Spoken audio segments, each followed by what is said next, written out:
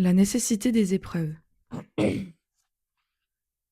Dans le grand livre de la vie se posent des questions essentielles comme celle-ci. Doit-on forcément passer par des épreuves? Comme réponse, je vous interroge à mon tour. Êtes-vous capable d'accéder à des strates sublimes ici et maintenant? Hélas, je crains que votre réponse soit négative, car vous êtes souvent confronté à des résistances dont vous n'avez pas conscience. Ces résistances sont vos croyances, des obstacles sur le chemin que vous devez transcender pour élargir votre compréhension de l'univers. Il est vrai que nous devons faire face à des épreuves, mais cela ne signifie pas que nous devons en souffrir. Combien de fois l'humanité fait l'erreur de confondre épreuve et douleur?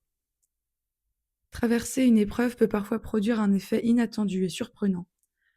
Plutôt que de soupirer en vous lamentant, pourquoi ne pas, en conscience de sa présence, vous réfugier dans la paix de Dieu et déclarer avec force: j'accepte cette épreuve sur mon chemin?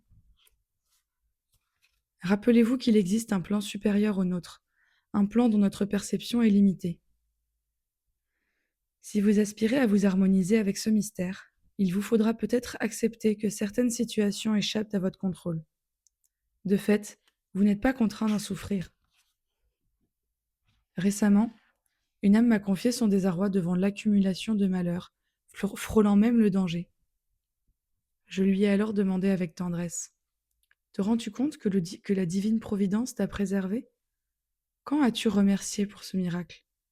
Regarde, des forces bienveillantes étaient à l'œuvre, et tu es toujours là. Tu comprends que c'est ta perspective qui te donne l'illusion de l'abandon. Vois dans ce qui t'arrive le cadeau que la vie t'offre. Chaque jour, nous choisissons comment vivre nos expériences. Pouvons-nous les embrasser avec amour et paix plutôt que de les vivre dans la souffrance? Nous pourrions, par exemple, sourire et dire: merci, ô courroie de distribution, d'avoir rompu à ce moment précis, car, dans quelques semaines, j'irai voir ma famille et j'aurai eu bien plus de difficultés en route. La gratitude, mes amis, est une clé. Elle nous centre, et quand nous cultivons cette gratitude infinie, les solutions apparaissent comme des étoiles dans la nuit. À l'inverse, si nous rejetons chaque petite épreuve, nous nous exposons à des épreuves plus délicates, comme une purification rigoureuse. Humilité, pénitence, saut de foi, écoute de la voix intérieure, tels sont les défis que nous devons tous affronter. Lorsque vous entamez ce parcours, il est essentiel de vous désastraliser, de transcender l'émotionnel et de cesser de croire que l'univers agit contre vous. Accomplissez votre pèlerinage, votre chemin de croix. Déposez au pied du Seigneur tout ce que vous retenez et laissez entrer la clarté dans votre cœur.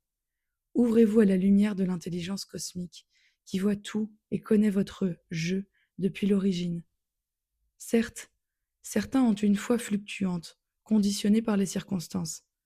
Ils croient en Dieu lorsqu'ils obtiennent ce qu'ils désirent, mais s'éloignent en cas de contrariété. C'est là une leçon cruciale. La foi ne doit pas dépendre des aléas de la vie et encore moins d'une croyance.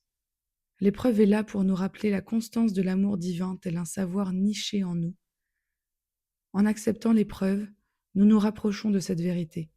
Et dans cette vérité, nous retrouvons notre paix et notre lumière intérieure, sa présence.